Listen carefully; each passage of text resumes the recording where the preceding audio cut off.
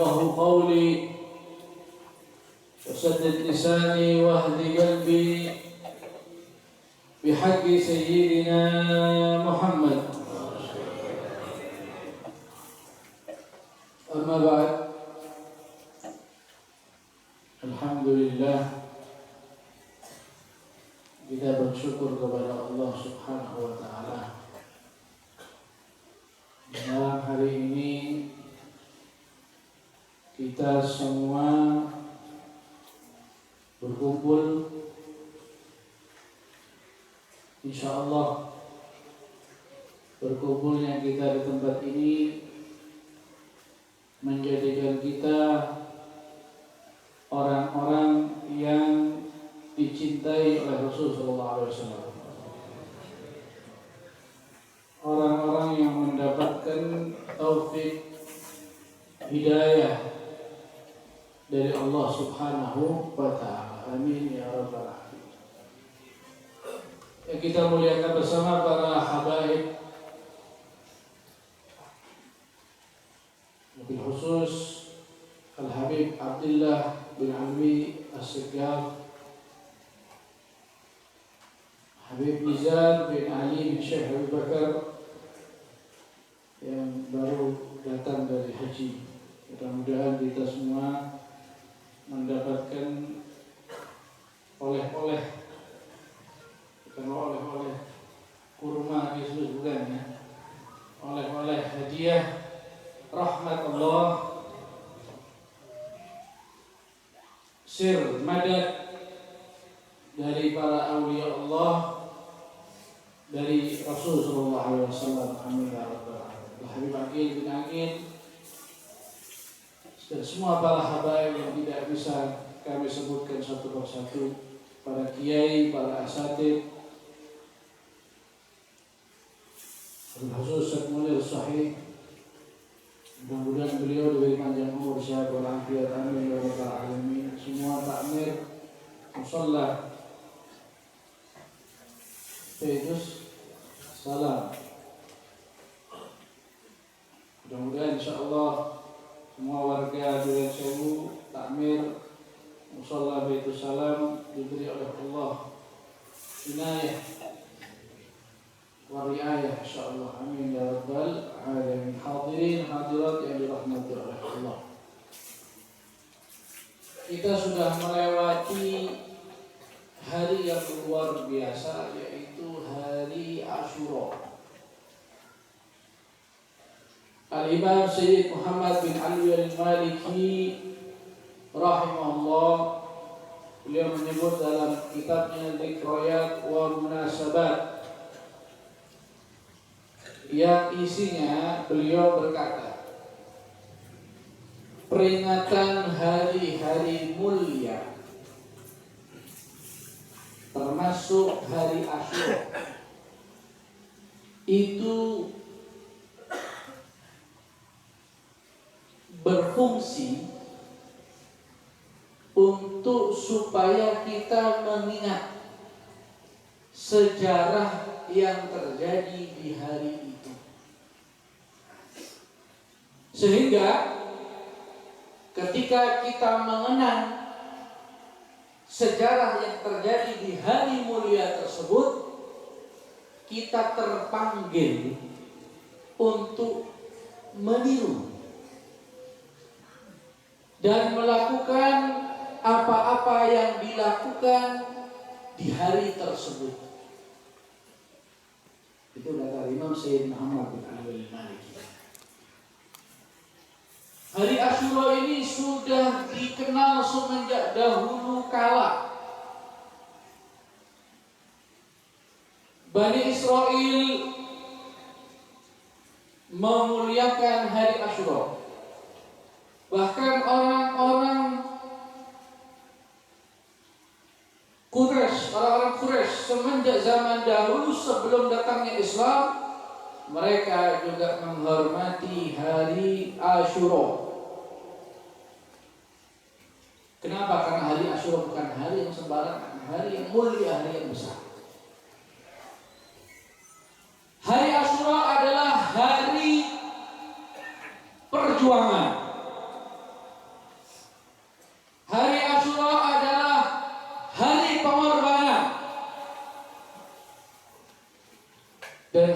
hari Asyura juga adalah hari kemenangan. Ada perjuangan, ada pengorbanan, setelah itu ada kemenangan.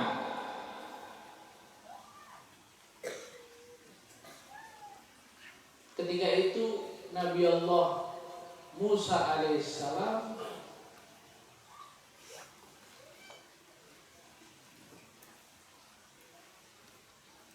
ditantang oleh Fir'aun untuk menunjukkan mukjizatnya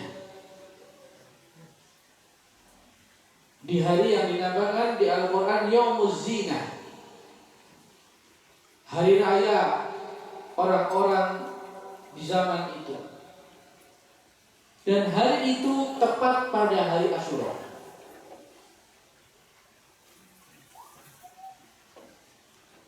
Kemudian juga Allah Subhanahu wa ta'ala menenggelamkan Fir'aun dan pasukannya dan menyelamatkan Nabi Musa dan pengikutnya. Itu juga terjadi di hari Asyura.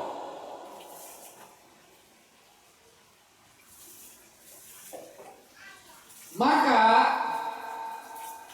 seharusnya hari Asyura itu kita lewati menumbuhkan jiwa perjuangan kita dan menumbuhkan harapan kemenangan bagi kita, bagi umat Islam, bagi ahlu sunnah wal jamaah. Allahumma sholli ala Muhammad.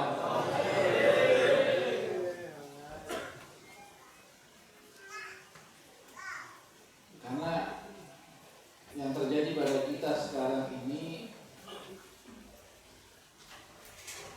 belum berjuang sudah menyerah, belum berbuat apa-apa sudah mengaku kalah.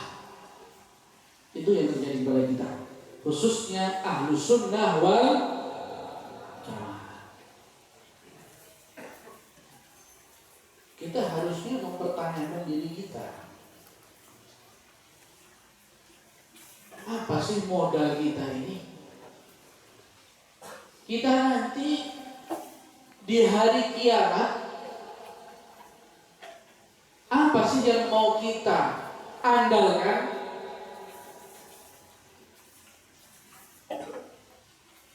Kalau sholat kita andalkan, kalau puasa kita andalkan, amal ibadah kita andalkan, jauh dari kata sempurna, masih banyak kekurangan. Satu-satunya amal ibadah yang bisa kita andalkan nanti di hari kiamat yaitu perjuangan kita. Bagaimana kita memperjuangkan akidah ahlu sunnah wal. Ini satu-satunya yang bisa kita andalkan, satu-satunya yang kita pertaruhkan, modal kita satu-satunya. Ibadah sudah kurang semangat. Sekarang banyak terjadi futurul himmah, lemahnya semangat dalam ibadah. Entah kenapa, apa karena banyaknya maksiat atau banyaknya makanan haram yang masuk ke mulut kita. Entah ini dari mana, kita semakin berat untuk melakukan ibadah. Toh ini ada jalan keluar, ibadah kita kurang, tapi kita masih ada perjuangan ingin menegakkan bendera La ilaha illallah Muhammadur Rasulullah, ingin memperjuangkan akidahnya Wali Songo, ingin memperjuangkan ajaran yang benar, ingin mempertahankan akidah salah. Jangan sampai ajaran orang-orang dahulu dirubah. Titik. Gak ada yang boleh merubah ajaran as-salafun as-salihun. Kita semenjak dahulu diajarkan untuk cinta kepada para sahabat Nabi. Maka sampai kapanpun jangan ada orang yang mendikte kita untuk membenci sahabat Nabi. Begitu juga mencintai ahlul bait.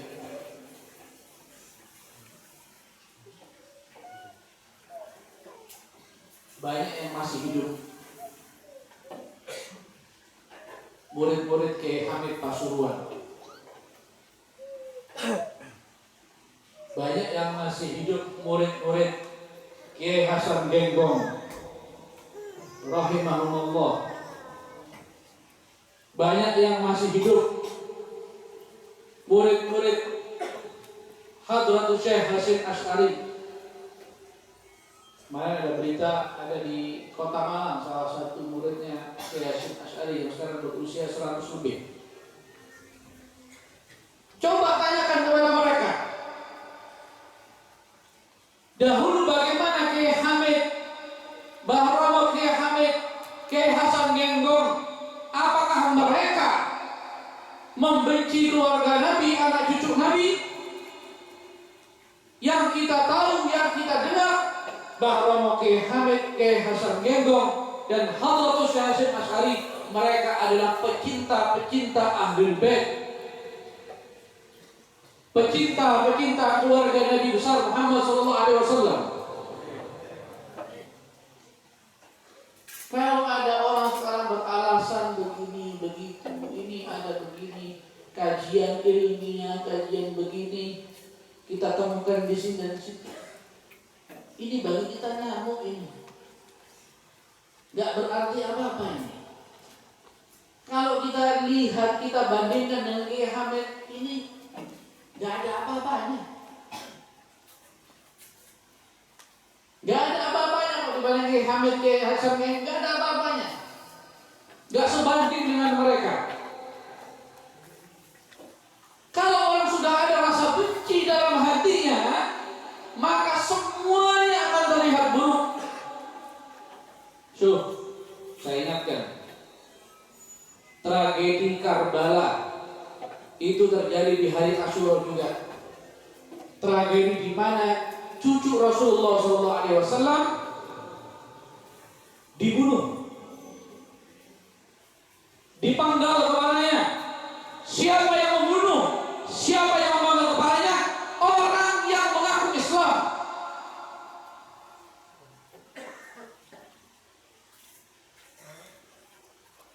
Bahkan dalam riwayat, yang membunuh Sayyidina Husain namanya Syemir, itu dulu sholat di belakang Imam Ali bin Abi Thalib. Dulunya pecinta Ahlul Bait. Dulunya pecinta Ahlul Bait.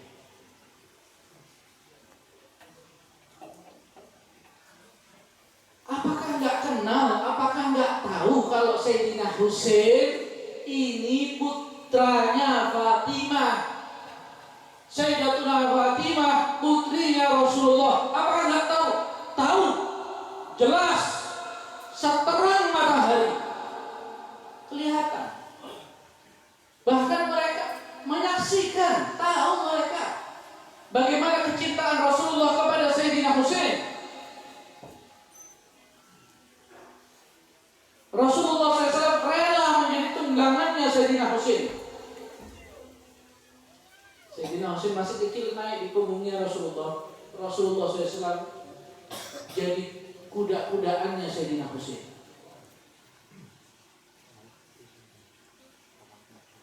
Para sahabat menyaksikan Rasulullah SAW mencium Sayyidina Husain. Tapi subhanallah, lihat ya, ketika orang cinta dunia, cinta jabatan, cinta pengaruh, cinta kedudukan, langsung berubah. Mereka akhirnya berargumen, Sayyidina Husain ini bukan cucu Rasulullah, tapi pemberontak, maka harus dibunuh. Sekarang saya mau tanya, Sayyidina Husain ini nasabnya kurang jelas tak?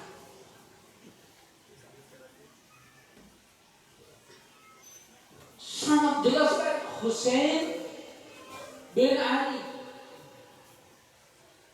Husain ibn Fatimah binti Rasulullah SAW. Gak pakai urusan robito, gak pakai urusan nasab, gak pakai buka buku, gak pakai buka kitab. Sampai-sampai disebut oleh Al-Hamid Asri dalam gosidahnya, Kaif khabarhum balagul alamil ulwi. Urusannya Ba'alawi, urusannya Habaib ini bukan dibicarakan sama penduduk bumi. Penduduk langit sudah kenal sama mereka.